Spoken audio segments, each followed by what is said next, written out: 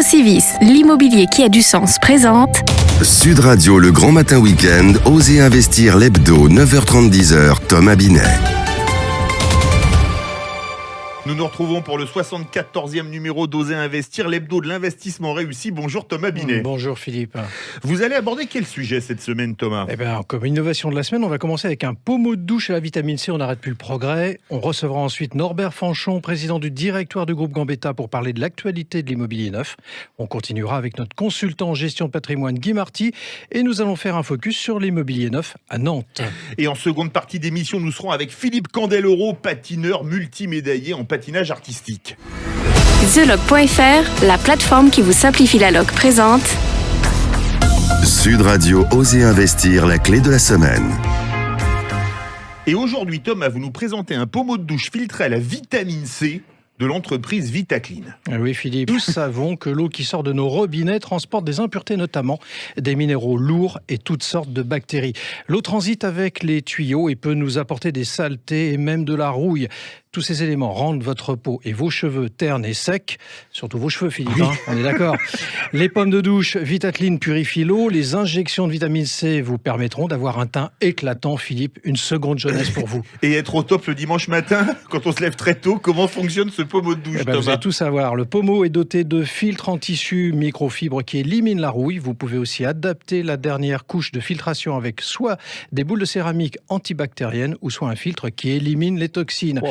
Disposez les injections de vitamine C parfumées aux huiles essentielles lorsque vous installez votre pommeau de douche et vous obtiendrez un spa à domicile. Chaque injection contient des antioxydants et des propriétés hydratantes. J'adore. Quel est son prix ? Le kit de démarrage composé d'une pomme de douche, d'un jet de vitamine C, d'un filtre en microfibre et de boules en céramique est au prix de 67,75 € sur le site Vitaclean. Merci Thomas, je sens que je vais être aussi performant que Philippe Candeloro l'était sur les patinoires il y a quelques années. On n'attend plus que la semaine prochaine pour le vérifier. Sud Radio, Osez investir. Et notre invité cette semaine est Norbert Fanchon, président du directoire du groupe Gambetta, promoteur immobilier dans le neuf. Absolument Philippe, le groupe Gambetta, pionnier du logement coopératif, est un promoteur spécialiste de l'accession à la propriété. Créé à Cholet en 1923, le groupe est présent en France à travers 9 agences, des territoires où il a construit plus de 30 000 logements depuis sa création. Le groupe produit aujourd'hui 1000 logements par an. Bonjour Norbert Fanchon. Bonjour Thomas. Bonjour Philippe. Norbert Fanchon, en 2020, nous avons vécu une année qui a été rythmée au son de la pandémie, du confinement, du reconfinement, des élections municipales à rallonge. Bref, une année qui a vu une perte de 100 000 logements neufs, soit un quart de la production annuelle. Comment a commencé 2021 et va-t-on récupérer peut-être un peu ce déficit ? 2021 commence dans la même lancée que 2020. On ne sait pas. Vous l'avez évoqué, la crise sanitaire a plutôt créé un arrêt administratif. Et nous, dans la profession, chez les promoteurs, c'est pas tellement la crise sanitaire qui nous a pénalisés, c'est l'arrêt de l'administration qui n'était pas du tout préparé pour faire du télétravail ou pour étudier nos dossiers à distance. Puis il faut reconnaître qu'ils ont eu d'autres choses à traiter que les permis des promoteurs. Il fallait s'occuper des enfants, gérer les personnes défavorisées. Et donc aujourd'hui, il faut que l'administration reprenne son cycle normal pour pouvoir recréer du logement, recréer de l'offre par des permis de construire. On est d'accord qu'il faut 500 000 logements à peu près par an, hein ? Oui. Ouais. Alors là, on n'est pas d'accord, c'est on ne sait pas quoi et on ne sait pas où. Oui. C'est bête, hein. Ouais.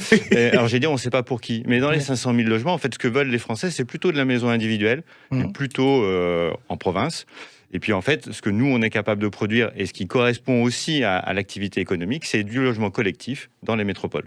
Alors on a bien compris qu'il faut construire plus, mais comment on fait pour construire mieux aussi ? Parce que ça, on n'en parle pas souvent. Alors construire mieux, on construit déjà très bien. Enfin, dans le mieux... Moi, ce que je veux, c'est que le mieux serve à mes clients. Oui, mais vous avez une densité quand même à prendre en considération. La densité, elle est normale. Oui.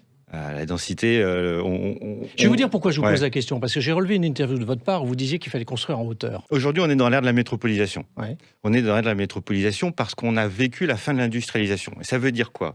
Ça veut dire qu'on est passé d'une France des villes à une France des métropoles. Pourquoi on vit dans une métropole ? Parce qu'on a les loisirs, il y a des patinoires, parce qu'on a du cinéma, parce qu'on a le boulot, parce qu'on a les commerces, ouvert, parce qu'on a les services, quand c'est ouvert. Oui. Mais normalement, c'est ouvert. Oui. On a la santé, on a l'éducation. On vit quand même mieux aujourd'hui dans nos métropoles qu'il y a 50 ans dans les villages en France. Enfin, il faut le dire et il faut l'affirmer. Donc la métropolisation, ça veut dire que le terrain de la métropole, il est cher. Donc si on veut l'exploiter à son maximum, il faut construire en hauteur. Alors, dans le même temps, Norbert Fanchon, les métropoles sont asphyxiées, on est d'accord, on est tous les uns sur les autres, quelque part.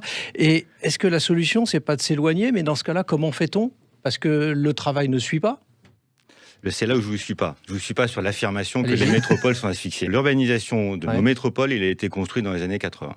D'accord. Vous voyagez partout dans le monde, vous voyez que les immeubles, ils sont plus en R+6, on ne construit plus les parkings en sous-sol, on construit en hauteur et on fait du beau et du bien. Et donc, c'est notre conception de la ville française qu'il faut revoir. Notre problème en tant que Français, c'est qu'on considère l'immobilier comme immobile. Eh bien, il faut considérer l'immobilier comme quelque chose qui évolue d'un point de vue architectural, d'un point de vue mode de vie. Et on est aujourd'hui à la traîne. Et le sujet, c'est est-ce que nous, Français, on est capable d'accepter ça ? Et là où, Thomas, je suis d'accord avec vous, c'est que les Français ne veulent pas de hauteur. C'est un sujet fondamental. Si on ne construit pas en hauteur dans les métropoles, on va rejeter toutes les classes moyennes et populaires en dehors des villes, loin. Elles vont mettre 1h30, 2 heures de transport pour rejoindre leur travail. Et c'est pas bon pour la pollution, c'est pas bon pour la qualité de vie. Et c'est pas bon pour les Français. Alors là, vous venez de parler de l'offre, on va parler quand même de la demande, parce que faut-il soutenir également la demande au moment où nous parlons, ou attendre 2022-2023 au moment où les aides se seront arrêtées, et qu'il faudra penser peut-être qu'il y aura un risque sur le front du chômage ? Comment soutenir à ce moment-là, ou c'est tout de suite ? C'est tout de suite. L'économie française va faire en gros moins 5, moins 6% sur 2 ans, entre 2020 et 2021. Soit on l'accepte, très bien, soit on se dit que l'immobilier peut participer à la relance plus rapide de l'économie française. Pourquoi l'immobilier ? C'est la première industrie en France, c'est local, on construit avec des Français, pour des Français, en local, sur le terrain, on crée de la richesse sur le terrain au niveau local. Donc ça, il faut le dire, il faut l'affirmer. Donc soit on dit, c'est pas grave l'immobilier, on relancera ça dans 3-4 ans, et puis on verra, soit on considère que l'immobilier peut prendre le pas et peut nous permettre de passer cette période qui va être très compliquée pour l'aéronautique, pour le chantier naval, pour les services, pour les commerces, et donc nous créer de la croissance et nous permettre de nous relever plus rapidement. Moi, je voudrais qu'on fasse ce pari-là. Vous dites également que les refus de prêts augmentent très fortement, de l'ordre de 15% des dossiers présentés, soit un triplement par rapport à ce qu'on a connu. Faut-il tout simplement faciliter l'accès au crédit, donc revenir sur les dispositions qui ont été prises depuis plus d'un an ? Les dispositions depuis plus d'un an, elles sont yo-yo. Il y a 6 mois, on nous disait qu'il ne faut pas prêter trop et pas trop long. Il y a 4 mois, les dispositions ont changé. Il faut prêter plus long et mieux. La vraie difficulté aujourd'hui, c'est que les banques regardent le secteur d'activité de ceux qui empruntent. Et même les CDI sont touchés. Quand vous êtes un couple qui travaille dans l'aéronautique ou dans le commerce, eh bien aujourd'hui, c'est très difficile d'avoir un prêt, parce que les banques sont inquiètes sur ces secteurs d'activité économique. Merci Norbert Fanchon d'être passé du côté d'Oser Investir. Et je rappelle que vous êtes le président du directoire du groupe Gambetta. Sud Radio Oser Investir. Nous retrouvons notre consultant en gestion de patrimoine et fondateur de pierrepapier.fr, Guy Marty. Oui Guy, que vous inspire l'activité de promotion ou le métier de promoteur ? On vient d'en parler avec Norbert Fanchon. Eh bien, le promoteur, c'est le maître d'ouvrage, celui qui réalise l'œuvre. Oui. C'est un mot formidable que nous devons à un épisode légendaire de l'histoire romaine, l'enlèvement des Sabines. L'enlèvement des Sabines, dites-vous ? Oui, dans les tout premiers jours de Rome, Romulus et ses compagnons voulaient fonder des familles. Ils sont allés kidnapper les femmes d'un peuple voisin, les Sabins. Or, ce sont les femmes qui apprennent à leurs enfants à parler la fameuse langue maternelle. Le latin s'est alors enrichi de quelques mots importants, dont ops, opis, qui voulait dire abondance, activité de création, et qui a donné œuvre et ouvrage. D'où le maître d'ouvrage, notre promoteur d'aujourd'hui donc. Exactement. Et si vous considérez que le mot était issu de l'activité des champs, alors qu'il concerne aujourd'hui la formation de nos villes, ce concept d'abondance, donc d'une certaine façon de bonheur pour les gens, est extrêmement intéressant. De plus en plus, quand on parle de logement, les critères de confort, de bien-être et de santé prennent de la place. Et c'est un retour aux sources, au sens de l'œuvre, de l'ouvrage. Dites-moi Guy, vous avez une vision positive, optimiste donc du promoteur. Bravo, optimiste, c'est exactement la même racine. Ops. Optimisme, œuvre, ce sont des concepts cousins. Nous voulons tous des villes plus écologiques où il fasse bon vivre, avec des logements de qualité. C'est l'avenir que nous voulons dessiner. Les promoteurs ont leur rôle à jouer. Et puis, pour revenir à l'enlèvement des Sabines, il faut savoir que ces femmes ont ensuite été remarquables. Elles se sont débrouillées pour installer durablement la paix entre les deux peuples. Belle leçon. Merci Guy. ImoEstime, commercialisateur en immobilier neuf, présente Sud Radio Oser Investir Immo News. Thomas, nous sommes en duplex avec François-Régis Cavaro, directeur commercial et marketing du groupe SIF. Vous êtes promoteur sur Nantes et vous êtes dans Oser Investir pour nous parler de votre marché dans l'immobilier neuf. Bonjour François-Régis Cavaro. Bonjour. Comment se porte le marché du neuf sur Nantes et quelle est sa tendance actuelle ? Alors on peut dire qu'à Nantes, la demande est très forte. On considère aujourd'hui qu'il faudrait 5 à 6 000 nouveaux logements sur Nantes et la métropole, et certains vont même jusqu'à dire 8 000. Et en fait, l'offre, elle couvre à peine 50% des besoins. C'est à peine couvrir les besoins de l'accroissement démographique de la métropole, et même pas, effectivement, les flux migratoires positifs qui sont importants. Au-delà de la situation de chacun, si je souhaite faire un placement sur Nantes, vers quel type de bien dois-je m'orienter ?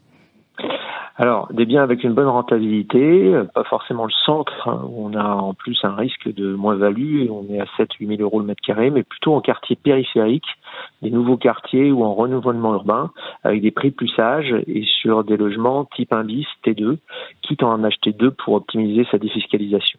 Et si je veux investir dans le neuf, dans votre ville, à quoi dois-je faire attention ? Avez-vous un point de vigilance à nous donner ? Il faut être vigilant à se trouver près des lignes actuelles ou futures des tramways ou chronobus, car des facilités de déplacement sont cruciales pour les locataires. Nous, on est bien placés, on gère plus de 3000 logements locatifs, et il faut également faire attention à l'équilibre entre les résidents principaux et les investisseurs dans un immeuble. Il y a des résidences aujourd'hui qui sont normées dans des programmes de notre groupe, avec en moyenne 80% de résidences principales, et les zones d'aménagement norment aussi ce pourcentage. Ça permet une revente facilitée et un meilleur entretien de la copropriété. Merci François-Régis Cavaro. Restez avec nous, on revient dans un instant avec le club Oser Investir et Philippe Candeloro qu'on ne présente plus. Allez, juste le temps de faire un double flip au-dessus de la page de pub. Sud Radio, le grand matin week-end, Oser Investir l'hebdo, 9h30, 10h, Thomas Binet. Avec Procivis, l'immobilier qui a du sens.